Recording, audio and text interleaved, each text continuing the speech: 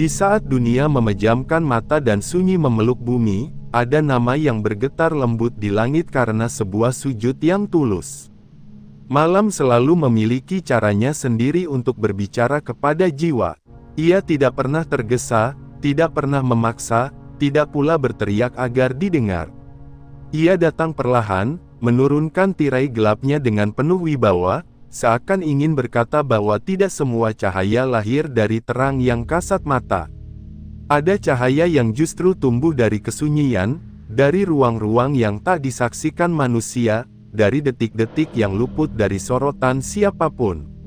Di sanalah, barangkali, letak rahasia yang selama ini kita cari.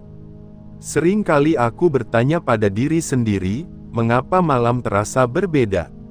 Mengapa di tengah keheningan yang panjang, hati justru lebih mudah tersentuh? Mengapa pada waktu itulah penyesalan terasa lebih jujur, doa terasa lebih dalam, dan air mata terasa lebih ringan jatuhnya? Seakan-akan siang hari dengan segala hiruk-pikuknya terlalu bising untuk mendengar suara hati, sedangkan malam membuka ruang bagi jiwa untuk berbicara tanpa takut dihakimi.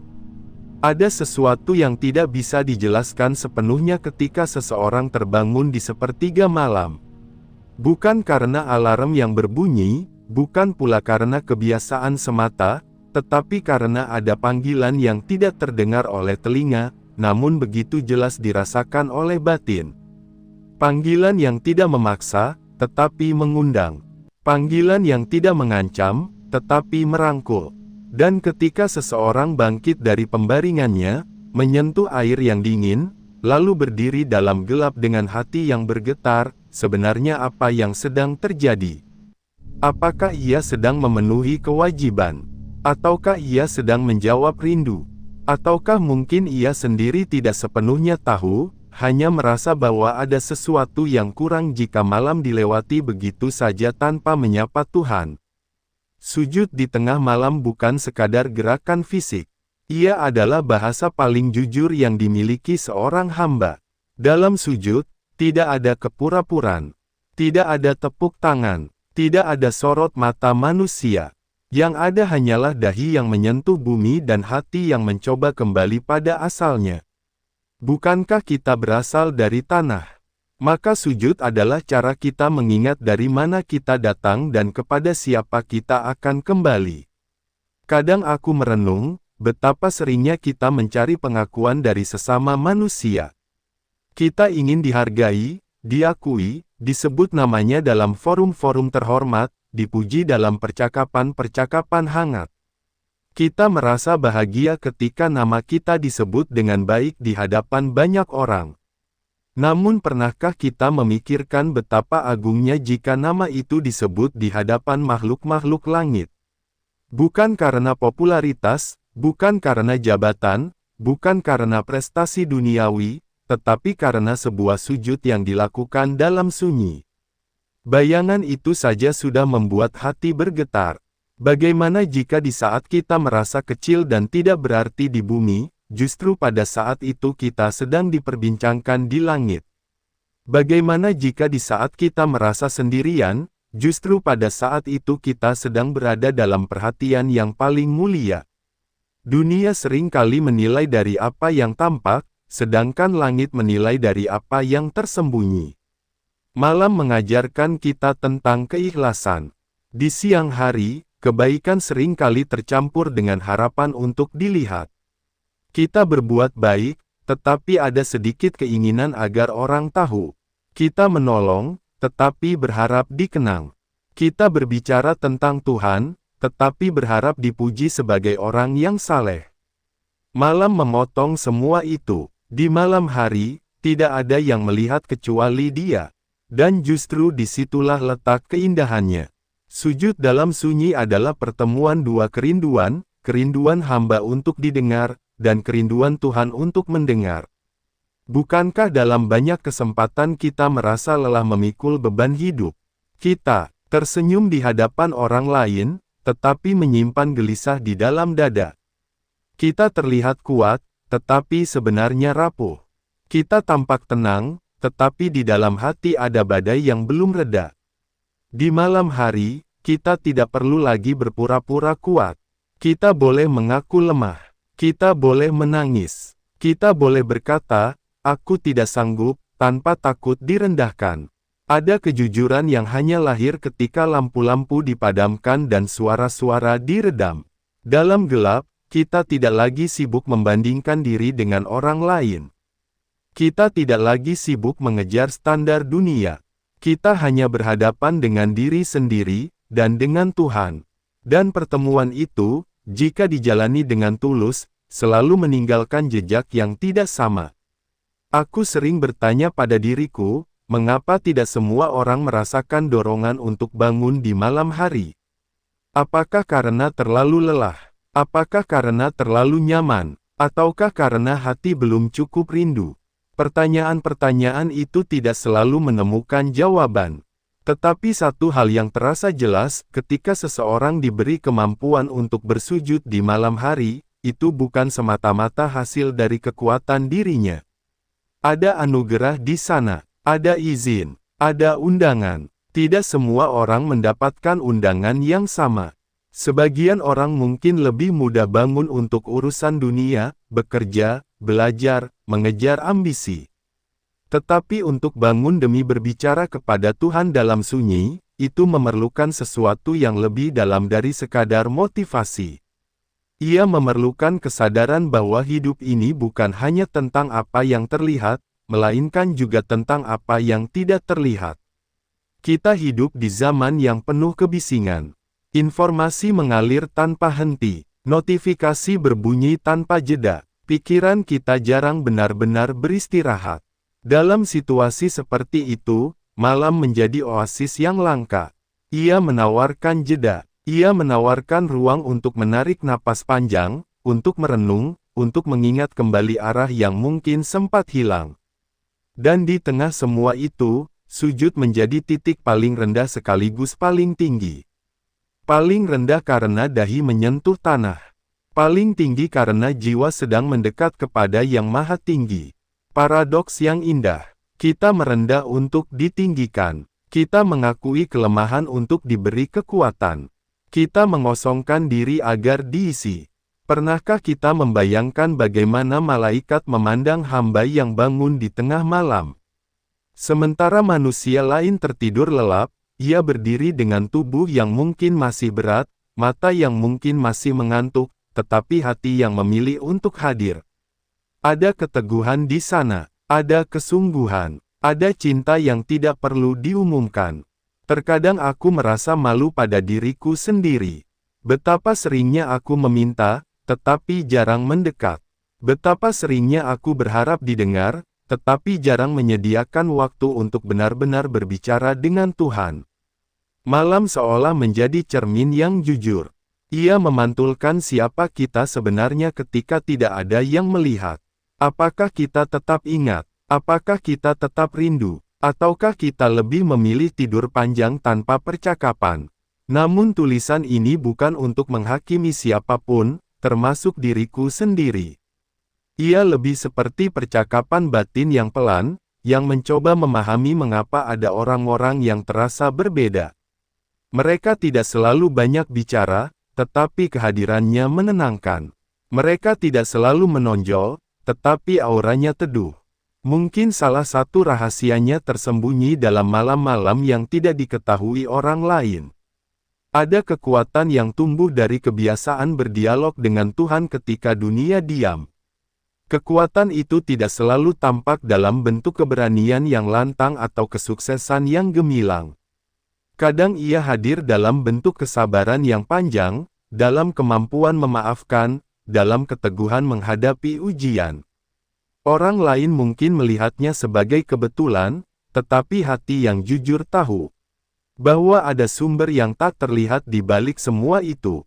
Dan jika benar bahwa nama seorang hamba bisa disebut di hadapan malaikat karena sujudnya, maka betapa berharganya setiap detik dalam keheningan itu. Betapa sayangnya jika malam-malam berlalu tanpa pernah kita manfaatkan untuk kembali. Hidup ini terlalu singkat untuk hanya diisi oleh urusan dunia.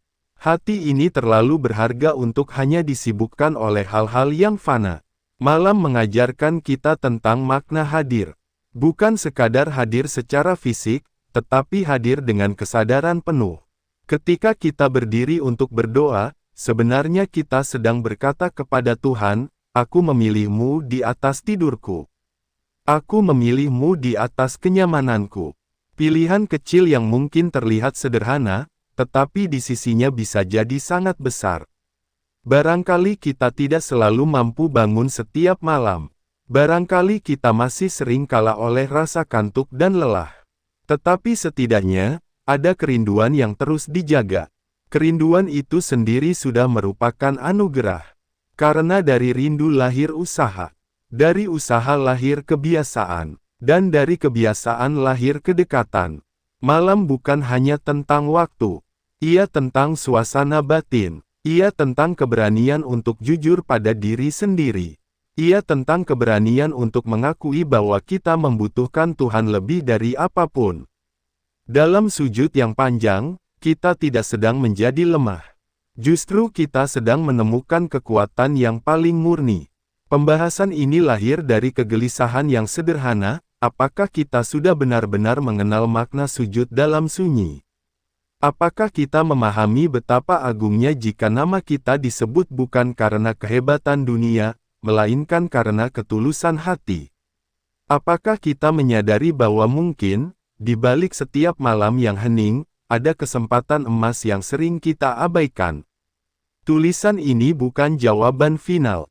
Ia hanyalah pintu yang perlahan dibuka, mengajak kita masuk ke ruang perenungan yang lebih dalam.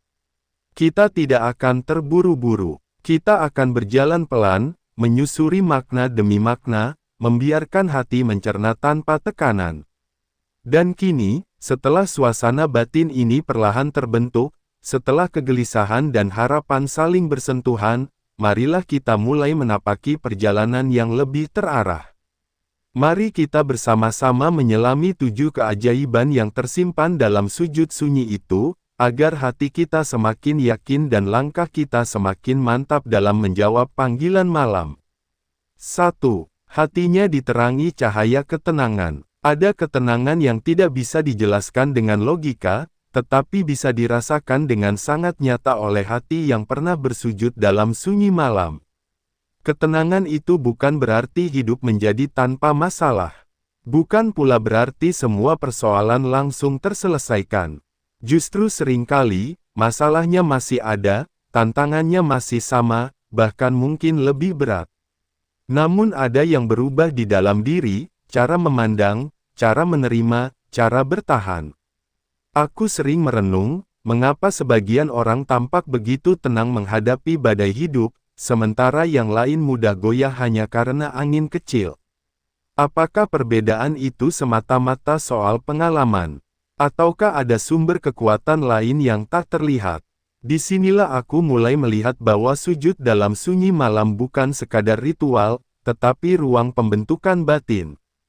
Dalam gelapnya malam, ketika seseorang berdiri lalu bersujud dengan hati yang jujur, ia sedang menata ulang kekacauan dalam dirinya. Ia mungkin datang dengan pikiran yang penuh, dada yang sesak, dan hati yang resah. Namun dalam sujud itu, ia meletakkan semua beban tanpa harus menjelaskan panjang lebar. Tidak perlu kalimat yang indah. Tidak perlu susunan doa yang sempurna. Cukup kejujuran. Cukup pengakuan bahwa ia lelah dan membutuhkan pertolongan. Dari sanalah ketenangan mulai tumbuh. Ketenangan bukan berarti tidak ada rasa takut. Ia berarti tahu kepada siapa rasa takut itu diserahkan. Ketenangan bukan berarti tidak ada tangisan. Ia berarti tangisan itu tidak sia-sia. Ada tempat untuk mengadu. Ada zat yang mendengar bahkan sebelum kata-kata dirangkai. Seringkali kegelisahan kita muncul karena merasa sendirian. Kita memikul beban dengan pikiran bahwa semua tergantung pada diri kita. Kita merasa harus kuat, harus mampu, harus berhasil. Namun ketika seseorang rutin bersujud di malam hari, ia pelan-pelan menyadari bahwa hidup ini tidak sepenuhnya di tangannya. Ada kuasa yang lebih besar, ada kehendak yang lebih luas. Kesadaran itu tidak membuatnya pasif, tetapi membuatnya lebih lapang. Sujud malam membentuk ruang sunyi di dalam hati. Ruang itu seperti taman kecil yang hanya ia dan Tuhannya yang tahu. Ketika dunia menjadi terlalu riuh, ia bisa kembali ke taman itu. Ketika kritik datang, ketika kegagalan menghampiri, ketika harapan tak sesuai rencana, ia tidak langsung runtuh. Ia pernah meletakkan dirinya serendah-rendahnya di hadapan Yang Maha Tinggi. Maka apalagi yang perlu ditakuti? Ketenangan juga lahir dari rasa cukup. Di malam hari, ketika seseorang berbicara kepada Tuhan, ia seringkali menyadari bahwa banyak hal yang selama ini ia kejar ternyata tidak sepenting yang ia kira. Ia mulai memilah mana yang benar-benar kebutuhan, mana yang hanya ambisi. Ia mulai menyadari bahwa kebahagiaan bukan sekadar pencapaian, tetapi hubungan. Hubungan yang intim, yang tidak bisa digantikan oleh apapun. Apakah semua orang yang bersujud di malam hari otomatis tenang? Tidak selalu, karena sujud bukan sekadar gerakan, tetapi kehadiran hati. Namun ketika hati benar-benar hadir, ketika sujud bukan hanya rutinitas tetapi pertemuan, maka perlahan cahaya ketenangan itu menyusup ke dalam diri. Dan cahaya itu tidak selalu terlihat oleh orang lain. Kadang ia hanya berupa kemampuan untuk tidak membalas keburukan dengan keburukan. Kadang ia berupa kemampuan untuk tersenyum di tengah ujian. Kadang ia berupa keputusan untuk tetap jujur ketika berbohong terasa lebih mudah. Ketenangan itu membimbing pilihan-pilihan kecil dalam hidup, yang akhirnya membentuk karakter. Di dunia yang serba cepat ini, ketenangan adalah kemewahan. Banyak orang kaya harta, tetapi miskin damai. Banyak orang sukses secara lahir, tetapi gelisah secara batin. Sujud malam menawarkan sesuatu yang tidak bisa dibeli, damai yang tumbuh dari kedekatan. Dan mungkin inilah keajaiban pertama yang jarang disadari. Ketika seseorang bangun dalam sunyi dan memilih untuk bersujud, ia sedang menyalakan lampu kecil di dalam hatinya. Lampu itu mungkin redup pada awalnya, tetapi jika dijaga, ia akan menjadi cahaya yang cukup untuk menuntun langkah, bahkan di lorong kehidupan yang paling gelap. 2. Namanya disebut di hadapan para malaikat. Ada perasaan yang sulit digambarkan ketika membayangkan bahwa nama seorang hamba bisa disebut di hadapan para malaikat. Bukan dalam konteks hukuman, bukan dalam konteks kesalahan, tetapi dalam konteks kebanggaan dan kasih sayang. Bayangan itu sendiri sudah membuat dada bergetar. Kita hidup dalam dunia yang sangat menghargai pengakuan. Kita senang ketika nama kita dipanggil dengan hormat. Kita bangga ketika disebut dalam forum penting. Kita merasa dihargai ketika diperbincangkan dengan baik oleh orang lain. Namun semua itu bersifat sementara. Hari ini disebut, besok dilupakan. Hari ini dipuji, esok dikritik. Lalu bagaimana jika yang menyebut nama itu adalah Tuhan, di hadapan makhluk-makhluk yang tak pernah membangkang? Bagaimana jika yang menjadi alasan penyebutan itu bukan prestasi dunia, melainkan sujud yang tersembunyi? Aku sering bertanya pada diri sendiri, apa yang membuat seseorang layak untuk dibanggakan di langit? Apakah ia harus sempurna? Apakah ia harus tanpa dosa? Tentu tidak. Justru mungkin ia adalah orang yang penuh kekurangan, tetapi mau kembali. Mau bangun di malam hari untuk memperbaiki hubungan yang retak antara dirinya dan Tuhannya. Sujud dalam sunyi adalah bentuk keberanian yang lembut. Ia tidak terlihat heroik, tidak dramatis. Tetapi ia membutuhkan keteguhan. Ketika orang lain memilih kenyamanan, ia memilih kedekatan. Ketika orang lain memanjakan tubuh, ia mengutamakan jiwanya. Jika benar bahwa nama seorang hamba bisa disebut di hadapan malaikat karena sujudnya, maka itu menunjukkan bahwa langit memperhatikan apa yang bumi abaikan. Dunia mungkin tidak tahu siapa yang bangun di malam hari. Tetangga tidak tahu, teman tidak tahu, bahkan keluarga pun mungkin tidak tahu. Tetapi langit tahu. Ada keindahan dalam diketahui oleh Tuhan meskipun tidak diketahui oleh manusia. Ada kehormatan dalam diperbincangkan di alam yang suci meskipun tidak populer di dunia. Hal ini mengajarkan kita untuk menata ulang niat. Apakah kita berbuat baik untuk dilihat? Ataukah untuk benar-benar mendekat? Kesadaran bahwa nama kita mungkin disebut di hadapan malaikat menumbuhkan rasa tanggung jawab yang halus. Ia membuat kita berhati-hati dalam menjalani hidup. Jika langit mengenal kita sebagai hamba yang bangun dalam sunyi, apakah pantas jika siang harinya kita mudah terjerumus dalam kelalaian? Jika malaikat menjadi saksi kesungguhan kita, apakah kita rela mengotori catatan itu dengan kesembronoan? Namun bukan berarti kesadaran ini melahirkan ketakutan yang mencekam. Justru ia melahirkan rasa dicintai. Bayangkan seorang hamba yang merasa kecil, tidak berarti, penuh kesalahan, tetapi tetap memilih untuk bersujud. Lalu Tuhan menyebut namanya di hadapan para malaikat. Bukankah itu tanda bahwa cintanya lebih besar dari dosa-dosa yang kita tangisi? Perasaan dicintai oleh Tuhan mengubah cara seseorang memandang dirinya. Ia tidak lagi mencari validasi berlebihan dari manusia. Ia tidak lagi terlalu hancur oleh kritik.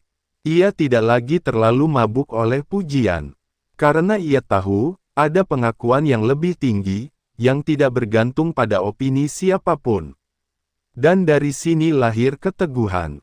Keteguhan untuk terus menjaga hubungan itu. Keteguhan untuk terus hadir di malam-malam yang sunyi. Keteguhan untuk tetap rendah hati meskipun mungkin di langit ia dikenal. Keajaiban ini tidak selalu terasa secara langsung. Tidak ada suara yang terdengar, tidak ada pengumuman yang disampaikan. Tetapi hati yang jujur bisa merasakannya, ada rasa hangat, ada rasa dekat, ada rasa bahwa ia tidak sendirian dalam perjalanannya. Bukankah itu sudah cukup? 3. Doanya lebih dekat dengan pengabulan. Di siang hari, doa sering kali bercampur dengan kesibukan. Kita berdoa sambil berpikir tentang pekerjaan. Kita berdoa sambil tergesa-gesa. Kita berdoa, tetapi pikiran kita melayang kemana-mana. Tidak salah, tentu saja. Tuhan tetap mendengar. Namun ada sesuatu yang berbeda ketika doa dipanjatkan dalam sunyi malam. Di malam hari, tidak ada gangguan. Tidak ada notifikasi. Tidak ada percakapan yang memotong. Hanya ada kita dan Tuhan. Dalam suasana seperti itu, doa menjadi lebih jujur, lebih dalam, lebih personal. Aku sering menyadari bahwa doa yang paling tulus justru keluar ketika hati sedang rapuh. Ketika kita tidak lagi berpura-pura kuat. Ketika kita mengakui bahwa kita benar-benar membutuhkan pertolongan. Dan suasana malam mendukung kejujuran itu. Ada keyakinan yang tumbuh dalam tradisi spiritual bahwa waktu-waktu tertentu memiliki keistimewaan. Bukan karena Tuhan menjadi lebih dekat pada waktu itu karena Dia selalu dekat tetapi karena hati kita lebih siap untuk dekat. Malam, terutama di sepertiga akhirnya, adalah waktu di mana kesombongan lebih mudah runtuh. Ego lebih mudah luluh. Air mata lebih mudah jatuh. Doa di malam hari bukan sekadar daftar permintaan. Ia sering kali menjadi percakapan. Kadang kita hanya diam. Kadang kita mengulang satu kalimat berkali-kali. Kadang kita tidak tahu harus berkata apa, hanya membiarkan hati berbicara tanpa suara. Dan mungkin justru dalam keadaan itulah doa menjadi lebih dekat dengan pengabulan. Bukan karena kata-katanya indah, tetapi karena hatinya hadir. Tuhan tidak melihat panjangnya doa, tetapi dalamnya. Namun pengabulan pun perlu kita pahami dengan lebih dewasa. Terkadang kita mengartikan terkabul sebagai sesuai dengan keinginan. Padahal bisa jadi yang terbaik bukanlah yang kita minta. Doa malam mengajarkan kita untuk lebih percaya, untuk lebih berserah, untuk menerima bahwa jawaban Tuhan bisa datang dalam bentuk yang berbeda dari harapan kita. Ketika seseorang rutin berdoa di malam hari, ia tidak hanya belajar meminta, tetapi juga belajar menerima. Ia belajar bahwa tidak semua yang tertunda adalah penolakan. Tidak semua yang berbeda adalah kegagalan. Ada hikmah yang mungkin belum terlihat. Doa malam juga membentuk kesabaran. Karena tidak semua doa langsung terasa jawabannya. Tetapi setiap kali ia bangun dan bersujud, ia sedang memperbarui komitmen, "Aku percaya kepadamu," bahkan ketika belum melihat hasilnya. Dan disinilah letak keajaibannya. Doa yang dipanjatkan dalam sunyi tidak pernah benar-benar hilang. Ia tercatat, ia diperhatikan, ia dijawab dengan cara yang mungkin tidak selalu kita pahami, tetapi selalu dalam kebaikan. 4. Ditinggikan derajatnya di dunia dan akhirat. Ketinggian derajat seringkali kita maknai secara duniawi, jabatan, kekuasaan, popularitas. Padahal ada ketinggian yang jauh lebih mulia, yang tidak selalu terlihat dari luar. Ketinggian yang lahir dari kedekatan. Seseorang yang terbiasa bersujud dalam sunyi malam perlahan-lahan mengalami perubahan dalam dirinya. Perubahan itu mungkin tidak dramatis, tetapi konsisten. Ia menjadi lebih sabar, lebih bijak, lebih tenang dalam mengambil keputusan. Dan tanpa disadari, orang-orang mulai merasakan perbedaannya. Ketinggian derajat di dunia bukan selalu berarti menjadi pemimpin besar. Bisa jadi ia hanya menjadi pribadi yang dipercaya, yang kata-katanya didengar, yang nasihatnya menenangkan, yang kehadirannya membawa damai. Aku percaya bahwa kedekatan dengan Tuhan memancarkan sesuatu yang tidak bisa dibuat-buat. Ada wibawa yang lahir dari ketundukan. Ada kekuatan yang lahir dari kerendahan hati. Orang mungkin tidak tahu bahwa ia bangun setiap malam, tetapi mereka merasakan dampaknya. Di akhirat, tentu ketinggian derajat memiliki makna yang lebih luas dan lebih abadi. Namun bahkan tanpa melihat ke sana, di dunia ini pun sudah tampak buahnya. Orang yang dekat dengan Tuhan tidak mudah terombang-ambing oleh pujian dan celaan. Ia memiliki pusat gravitasi yang kuat. Ia tahu kepada siapa ia bergantung. Ketinggian derajat bukan tentang merasa lebih baik dari orang lain. Justru sebaliknya, semakin seseorang dekat dengan Tuhan, semakin ia sadar akan kekurangannya. Semakin ia rendah hati, semakin ia enggan menyakiti. Dan mungkin inilah rahasia yang jarang dibicarakan. Sujud dalam sunyi bukan hanya tentang hubungan vertikal, tetapi juga berdampak pada hubungan horizontal. Orang yang benar-benar merasakan kecilnya diri di hadapan Tuhan akan sulit untuk bersikap sombong kepada sesama. Dari ketenangan lahir kebijaksanaan. Dari kebijaksanaan lahir kepercayaan. Dari kepercayaan lahir pengaruh yang baik. Semua itu adalah bentuk ketinggian yang tidak selalu terlihat, tetapi sangat nyata. 4 keajaiban ini saling terhubung. Ketenangan melahirkan keyakinan. Keyakinan melahirkan rasa dicintai. Rasa dicintai menguatkan doa. Doa membentuk karakter. Dan karakter itulah yang mengangkat derajat seseorang, baik di mata manusia maupun di sisi Tuhan. Perjalanan ini belum selesai. Masih ada rahasia lain yang menunggu untuk diselami. Namun sejauh ini, kita mulai melihat bahwa sujud dalam sunyi malam bukanlah perbuatan kecil. Ia adalah pintu menuju perubahan yang perlahan, tetapi mendalam. 5. Wajahnya memancarkan cahaya. Ada jenis cahaya yang tidak bisa ditangkap kamera, tidak bisa ditiru oleh riasan, dan tidak bisa dibeli oleh apapun. Ia bukan kilau kulit, bukan pesona yang dibuat-buat. Ia adalah pancaran dari dalam, dari ruang batin yang bersih dan tenang. Cahaya itu sering kali terasa, meskipun sulit dijelaskan. Aku pernah duduk berhadapan dengan seseorang yang secara penampilan biasa saja. Tidak mencolok, tidak mewah. Namun ada keteduhan di wajahnya. Tatapannya lembut, senyumnya tidak dibuat-buat, dan kehadirannya menenangkan. Setelah berbincang lebih lama, aku mengetahui bahwa ia terbiasa bangun di malam hari untuk bersujud. Sejak itu aku mulai bertanya-tanya dalam hati, mungkinkah ada hubungan antara sujud sunyi dan cahaya yang terpancar itu? Malam adalah waktu ketika hati dipoles. Dalam gelapnya, seseorang tidak hanya berbicara kepada Tuhan, tetapi juga berhadapan dengan dirinya sendiri. Ia mengakui kesalahan, menyesali kekeliruan, memohon ampun, dan memperbarui niat. Proses itu membersihkan sesuatu yang tidak terlihat, noda batin. Dan ketika batin dibersihkan berulang kali, perlahan ia memengaruhi ekspresi luar. Cahaya yang terpancar dari orang yang rutin bersujud di malam hari bukanlah cahaya kesombongan. Justru ia lahir dari kerendahan hati. Ketika seseorang sering meletakkan dahinya di tanah, sulit baginya untuk merasa lebih tinggi dari orang lain. Ia terbiasa berada di posisi paling rendah di hadapan Tuhannya. Dari situ tumbuh kelembutan. Cahaya itu juga bukan sekadar simbol spiritualitas. Ia tampak dalam cara seseorang memandang orang lain.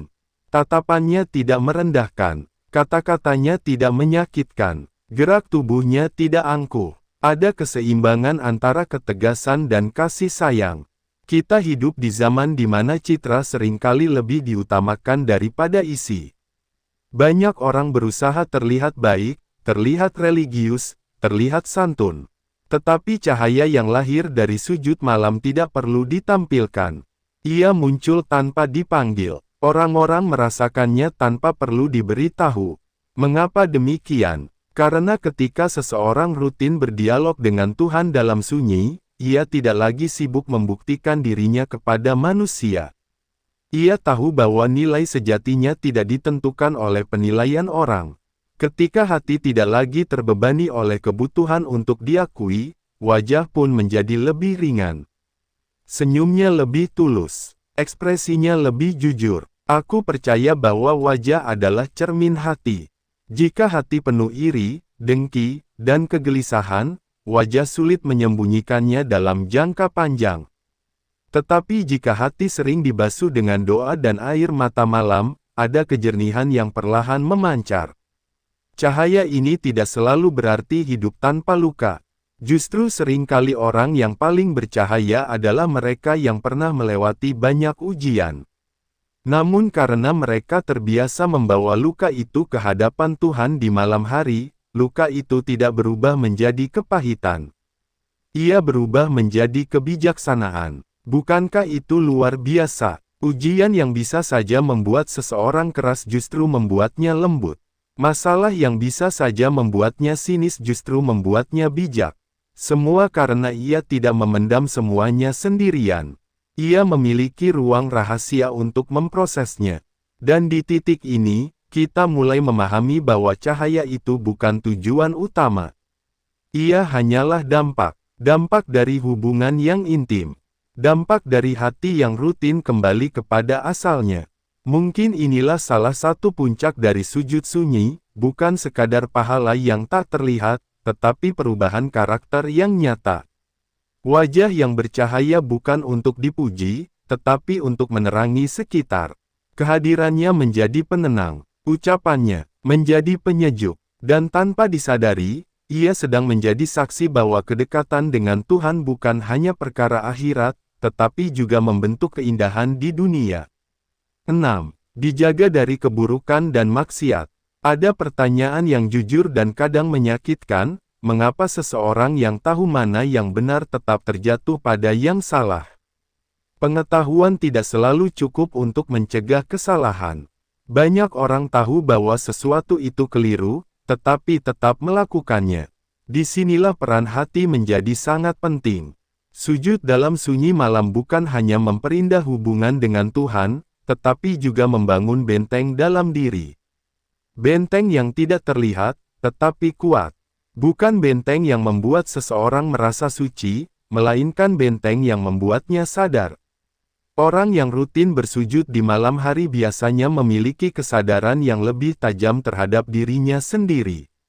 Ia terbiasa mengevaluasi. Ia terbiasa mengakui kekurangan. Ia terbiasa meminta ampun. Proses ini menciptakan kepekaan batin. Kepekaan itulah yang menjadi penjaga. Ketika godaan datang, dan godaan selalu datang dalam berbagai bentuk, ia tidak langsung hanyut. Bukan berarti ia kebal, ia tetap manusia. Tetapi ada suara kecil dalam hatinya yang mengingatkan, engkau tadi malam berdiri dan bersujud. Engkau tadi malam memohon agar dijaga. Apakah sekarang engkau rela mengkhianati percakapan itu? Suara itu tidak menghardik, tetapi mengingatkan. Dan seringkali, pengingat yang lembut justru lebih kuat daripada ancaman keras. Aku melihat bahwa orang yang memiliki kebiasaan ibadah malam cenderung lebih berhati-hati dalam bertindak. Ia tidak mudah sembarangan berbicara. Ia tidak mudah tergelincir dalam kebohongan. Bukan karena ia merasa paling benar, tetapi karena ia merasa diawasi dengan cinta. Kesadaran bahwa Tuhan mengetahui sujudnya di malam hari membuatnya merasa tidak sendirian di siang hari. Jika malam ia hadir di hadapan Tuhan, maka siang hari ia juga merasa dalam pengawasannya. Bukan pengawasan yang menakutkan, tetapi yang membimbing. Namun kita juga perlu jujur, tidak semua orang yang bersujud di malam hari otomatis terbebas dari kesalahan. Ada yang masih tergelincir, ada yang masih lalai, tetapi perbedaannya terletak pada respons setelah jatuh. Orang yang terbiasa bersujud tidak betah berlama-lama dalam kesalahan. Hatinya cepat gelisah, ia merasa tidak nyaman, ia ingin kembali. Ia ingin memperbaiki. Ia ingin menangis lagi dalam sujudnya. Inilah bentuk penjagaan yang paling nyata, bukan berarti tidak pernah jatuh, tetapi selalu ada dorongan kuat untuk bangkit. Di dunia yang penuh godaan, penjagaan seperti ini adalah anugerah besar. Godaan hari ini tidak hanya berupa hal-hal besar, tetapi juga hal-hal kecil yang perlahan menggerogoti integritas, kebiasaan meremehkan, mengabaikan, memandang rendah, mengambil yang bukan haknya. Sujud malam menanamkan rasa malu yang sehat. Malu kepada Tuhan, malu kepada diri sendiri, malu jika harus merusak hubungan yang sudah dibangun dalam sunyi. Dan rasa malu itu bukan penghalang kebahagiaan. Justru ia adalah pelindung kehormatan. Aku sering berpikir, betapa banyak kesalahan besar di dunia ini mungkin bisa dicegah jika hati-hati manusia rutin dibersihkan dalam sujud malam. Jika para pemimpin, para pengusaha, para pendidik, para orang tua, semua memiliki ruang sunyi untuk mengingat Tuhan, mungkin keputusan-keputusan mereka akan lebih bijak. Karena ketika seseorang benar-benar merasa kecil di hadapan Tuhan, ia akan berpikir dua kali untuk berlaku zalim kepada sesama. Penjagaan dari keburukan bukanlah sesuatu yang spektakuler.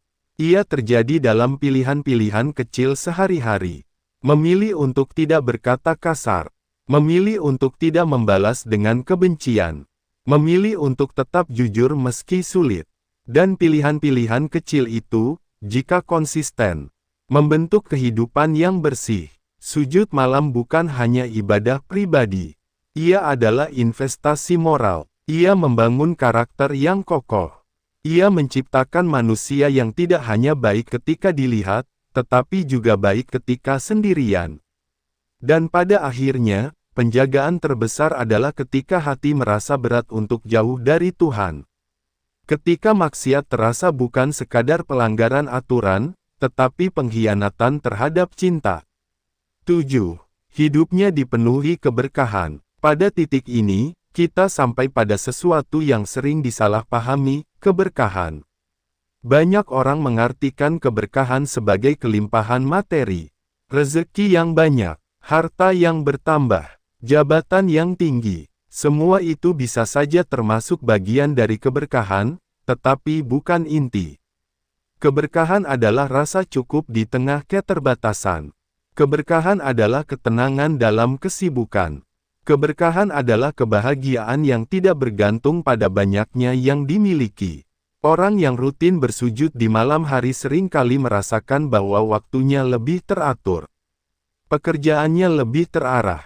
Hubungannya lebih hangat. Bukan karena hidupnya tanpa masalah, tetapi karena hatinya terlatih untuk memprioritaskan yang utama. Sujud malam mengajarkan disiplin. Bangun ketika orang lain tidur bukan hal mudah. Ia membutuhkan komitmen, dan komitmen itu menular ke aspek lain dalam hidup. Ia menjadi lebih bertanggung jawab, lebih konsisten, lebih sadar akan tujuan. Keberkahan juga terasa dalam cara ia memandang rezeki. Ia tidak terlalu panik jika penghasilannya tidak sebesar orang lain. Ia tidak terlalu iri melihat pencapaian orang lain. Ia percaya bahwa apa yang ditetapkan untuknya tidak akan tertukar. Kepercayaan ini menenangkan. Ia mengurangi kecemasan. Ia membuat hidup terasa lebih ringan. Aku melihat bahwa orang yang memiliki kedekatan dengan Tuhan cenderung lebih mampu menikmati hal-hal sederhana. Secangkir teh hangat, percakapan yang tulus, waktu bersama keluarga, semua terasa cukup, karena hatinya tidak kosong. Keberkahan juga terlihat dalam hubungan. Orang yang terbiasa bersujud di malam hari biasanya lebih sabar menghadapi konflik. Ia tidak mudah memutuskan hubungan hanya karena perbedaan kecil. Ia lebih mudah memaafkan. Dan bukankah hubungan yang hangat adalah bentuk kekayaan yang tak ternilai? Di sisi lain, keberkahan tidak selalu berarti hidup tanpa ujian. Justru kadang ujian itu sendiri adalah bagian dari keberkahan, karena melaluinya seseorang semakin dekat dengan Tuhan. Sujudnya semakin dalam, doanya semakin jujur. Pada puncaknya, keberkahan adalah kesadaran bahwa hidup ini berada dalam genggaman yang Maha Mengatur. Tidak ada yang sia-sia, tidak ada yang luput. Setiap detik memiliki makna. Sujud dalam sunyi malam perlahan membentuk cara pandang seperti ini. Ia menata ulang prioritas. Ia menggeser pusat kehidupan dari dunia semata menuju akhirat tanpa mengabaikan dunia. Ia menciptakan keseimbangan. Dan ketika seseorang mencapai titik ini, ia tidak lagi terlalu gelisah mengejar. Ia tetap berusaha, tetap bekerja keras, tetapi hatinya tidak bergantung pada hasil semata. Disinilah puncak pemahaman itu terasa. Sujud dalam sunyi bukan hanya ibadah tambahan, bukan sekadar amalan sunnah, tetapi jalan pembentukan jiwa. Ia menerangi hati, mengangkat nama, mendekatkan doa, meninggikan derajat, memancarkan cahaya, menjaga dari keburukan, dan menurunkan keberkahan. Semua itu tidak terjadi dalam semalam. Ia adalah proses. Ia adalah perjalanan. Tetapi setiap perjalanan besar selalu dimulai dari satu langkah kecil. Dan mungkin langkah kecil itu adalah satu sujud, di satu malam, ketika dunia terlelap dan seorang hamba memilih untuk hadir. Pada akhirnya, perjalanan panjang tentang sujud dalam sunyi malam membawa kita pada satu kesadaran yang sederhana namun dalam. Hidup ini bukan sekadar tentang apa yang tampak, tetapi tentang apa yang tersembunyi di antara detik-detik yang tidak dilihat siapapun. Kita telah berjalan melewati renungan demi renungan, menyentuh makna demi makna, dan kini tiba di satu titik hening, tempat di mana semua pemahaman tidak lagi terasa seperti teori, melainkan seperti cermin yang memantulkan wajah kita sendiri. Sujud dalam sunyi malam ternyata bukan sekadar amalan tambahan, bukan sekadar ritual sunnah yang boleh dilakukan atau ditinggalkan. Ia adalah ruang pembentukan. Ia adalah sekolah jiwa. Ia adalah tempat di mana manusia belajar kembali menjadi manusia yang lemah, yang bergantung, yang butuh, tetapi juga yang dicintai. Selama ini mungkin kita mengira bahwa kekuatan lahir dari keberhasilan, bahwa kemuliaan lahir dari pengakuan, bahwa ketenangan lahir dari kepemilikan. Namun setelah menyelami makna sujud dalam kesunyian, kita mulai melihat bahwa sumber sejati dari semua itu justru berada di tempat yang paling rendah di titik ketika dahi menyentuh tanah. Betapa paradoksnya kehidupan ini. Kita ingin tinggi, tetapi harus belajar merendah. Kita ingin dikenal, tetapi harus siap tidak terlihat. Kita ingin kuat, tetapi harus berani mengakui kelemahan. Dan sujud malam merangkum semua paradoks itu dalam satu gerakan yang sederhana. Kita menyadari bahwa ketenangan bukanlah hasil dari dunia yang selalu sesuai dengan keinginan kita. Ia lahir dari hati yang tahu kepada siapa ia bersandar. Kita memahami bahwa pengakuan yang paling berarti bukanlah tepuk tangan manusia, melainkan ketika langit mengenal nama kita karena keikhlasan yang tidak dipertontonkan. Kita belajar bahwa doa bukan sekadar permintaan, tetapi hubungan. Bukan hanya tentang dikabulkan, tetapi tentang dipahami. Kita juga melihat bahwa derajat seseorang tidak hanya diukur dari jabatan dan pencapaian, tetapi dari kedalaman akhlaknya, dari kesabarannya, dari kelembutannya, dari cara ia memperlakukan orang lain ketika tidak ada yang mengawasi. Dan semua itu tumbuh perlahan, hampir tanpa disadari, dari malam-malam yang diisi dengan percakapan rahasia bersama Tuhan. Wajah yang bercahaya bukanlah hasil dari upaya memperindah diri di hadapan manusia, melainkan buah dari hati yang rutin dibersihkan. Penjagaan dari keburukan bukanlah hasil dari sekadar pengetahuan tentang benar dan salah, melainkan dari hubungan yang membuat seseorang merasa malu untuk mengkhianati cinta Tuhannya. Keberkahan bukanlah semata-mata tentang banyaknya yang dimiliki, tetapi tentang lapangnya hati dalam menerima apa yang diberikan. Semua makna itu terjalin menjadi satu kesatuan yang utuh. Seperti benang-benang halus yang awalnya terlihat terpisah, tetapi jika disatukan membentuk kain yang indah. Sujud malam adalah benang penghubung antara hati dan langit, antara dunia dan akhirat, antara kelemahan manusia dan kasih sayang Tuhan. Di titik ini, mungkin kita tidak lagi melihat sujud malam sebagai kewajiban tambahan yang memberatkan. Ia bukan beban, tetapi undangan. Bukan tekanan, tetapi panggilan cinta. Kita mulai memahami bahwa ketika seseorang terbangun di tengah malam, itu bukan semata-mata karena kekuatan dirinya, tetapi karena ia diberi kesempatan. Diberi izin untuk hadir, diberi kehormatan untuk berbicara ketika dunia diam. Dan kesadaran ini melahirkan rasa syukur yang dalam, bahwa jika suatu malam kita terbangun, meski hanya sebentar, meski hanya dengan doa yang terbata-bata, itu sudah merupakan anugerah. Tidak perlu langsung sempurna, tidak perlu langsung lama, yang terpenting adalah hadir. Sujud dalam sunyi juga mengajarkan kita tentang kejujuran. Di hadapan manusia, kita bisa menyembunyikan banyak hal. Kita bisa menyembunyikan luka, kesalahan, bahkan kemunafikan. Tetapi di hadapan Tuhan dalam kesunyian malam, topeng-topeng itu perlahan runtuh. Kita tidak bisa berpura-pura. Kita tidak perlu berpura-pura. Kita datang apa adanya dengan segala kekurangan. Dan mungkin justru disitulah letak keindahan terbesar. Tuhan tidak menunggu kita menjadi sempurna untuk mendekat. Ia menerima kita dalam keadaan paling rapuh sekalipun. Maka setiap sujud menjadi bukti bahwa kita memilih untuk kembali, meski berulang kali jatuh.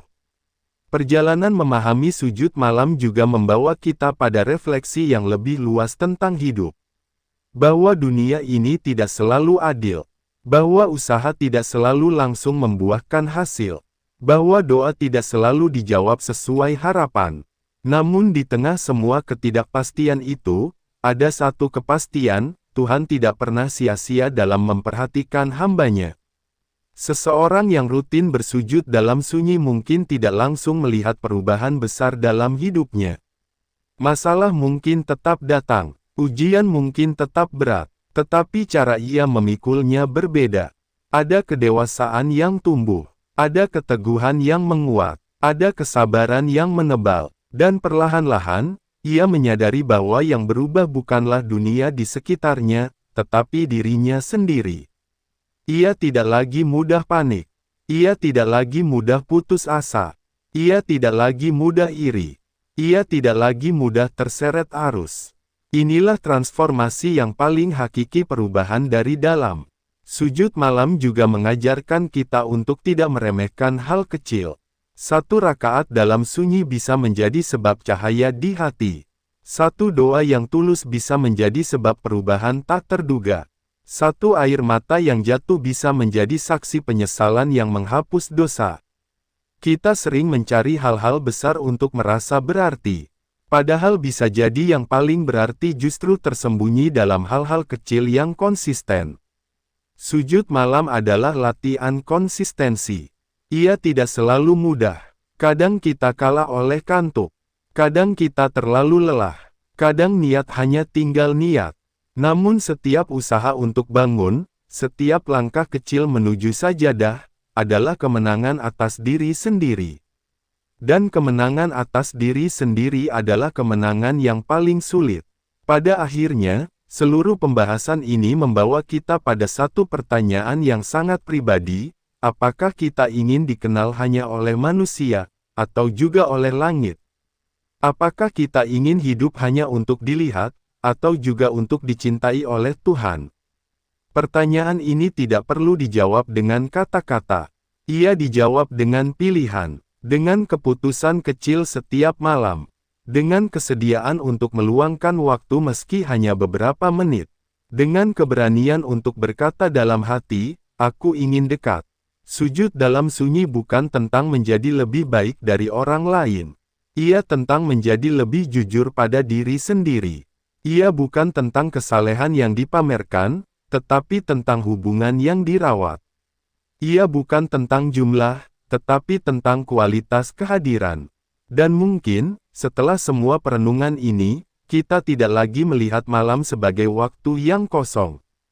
Kita melihatnya sebagai peluang, sebagai hadiah, sebagai ruang rahasia yang hanya kita dan Tuhan yang tahu.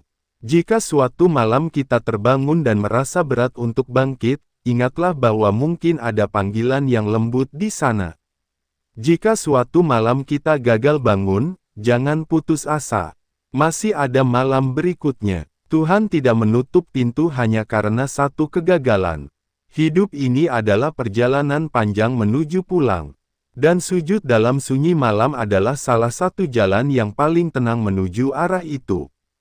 Semoga hati kita tidak pernah kehilangan kerinduan untuk hadir dalam kesunyian itu.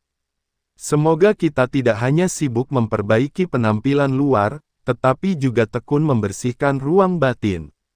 Semoga setiap sujud yang kita lakukan, sekecil apapun, menjadi saksi bahwa kita pernah berusaha mendekat.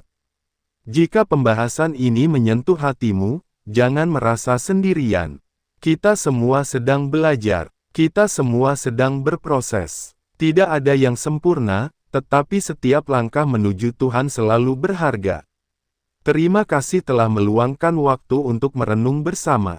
Semoga setiap malam yang datang membawa ketenangan, dan setiap sujud yang kita lakukan menjadi cahaya dalam perjalanan hidup kita.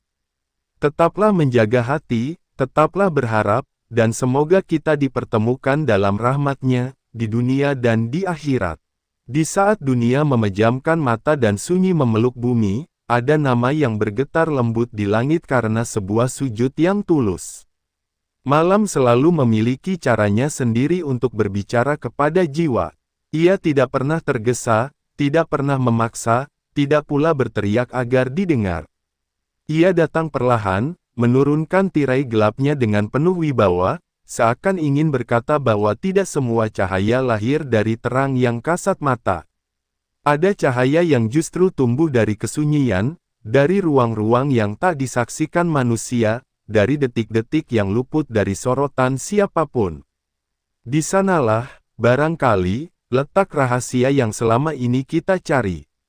Sering kali aku bertanya pada diri sendiri, mengapa malam terasa berbeda? Mengapa di tengah keheningan yang panjang, hati justru lebih mudah tersentuh? Mengapa pada waktu itulah penyesalan terasa lebih jujur, doa terasa lebih dalam, dan air mata terasa lebih ringan jatuhnya? Seakan-akan siang hari dengan segala hiruk-pikuknya terlalu bising untuk mendengar suara hati, sedangkan malam membuka ruang bagi jiwa untuk berbicara tanpa takut dihakimi.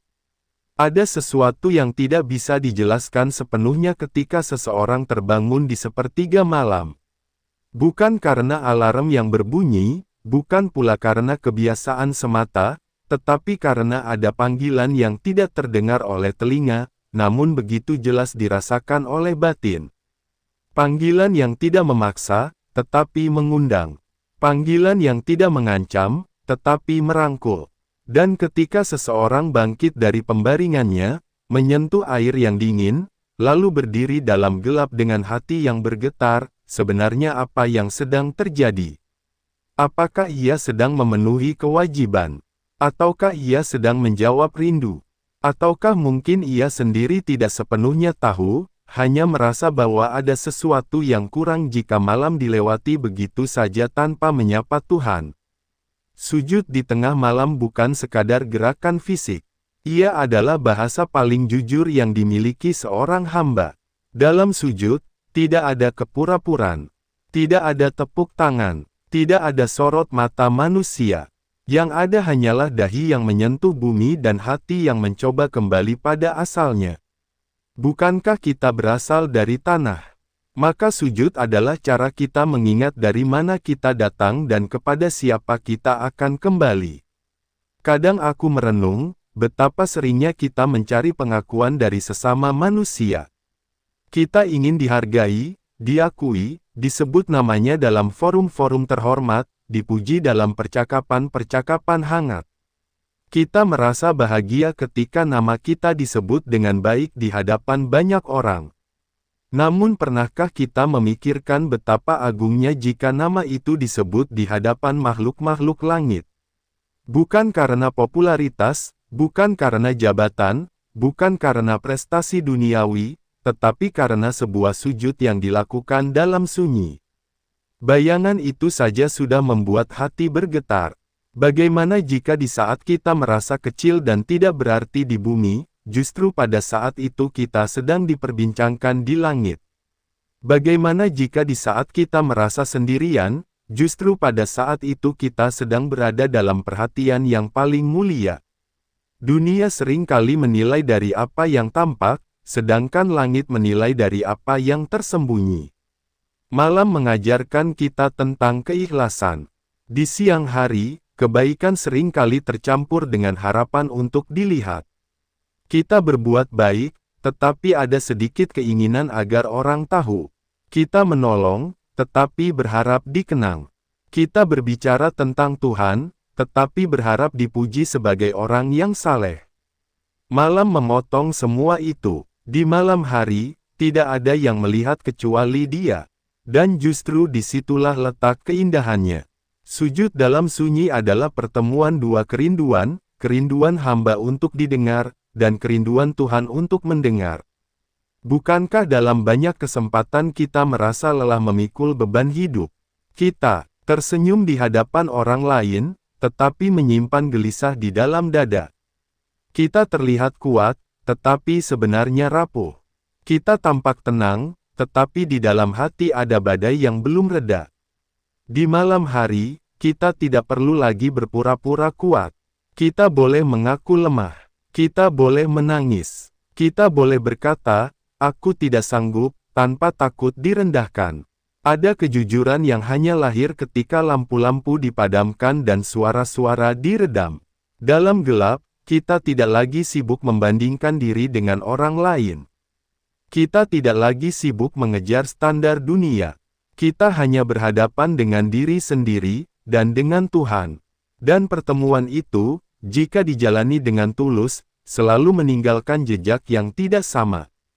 Aku sering bertanya pada diriku, mengapa tidak semua orang merasakan dorongan untuk bangun di malam hari? Apakah karena terlalu lelah? Apakah karena terlalu nyaman? Ataukah karena hati belum cukup rindu? Pertanyaan-pertanyaan itu tidak selalu menemukan jawaban. Tetapi satu hal yang terasa jelas, ketika seseorang diberi kemampuan untuk bersujud di malam hari, itu bukan semata-mata hasil dari kekuatan dirinya. Ada anugerah di sana, ada izin, ada undangan. Tidak semua orang mendapatkan undangan yang sama. Sebagian orang mungkin lebih mudah bangun untuk urusan dunia, bekerja, belajar, mengejar ambisi. Tetapi untuk bangun demi berbicara kepada Tuhan dalam sunyi, itu memerlukan sesuatu yang lebih dalam dari sekadar motivasi. Ia memerlukan kesadaran bahwa hidup ini bukan hanya tentang apa yang terlihat, melainkan juga tentang apa yang tidak terlihat. Kita hidup di zaman yang penuh kebisingan.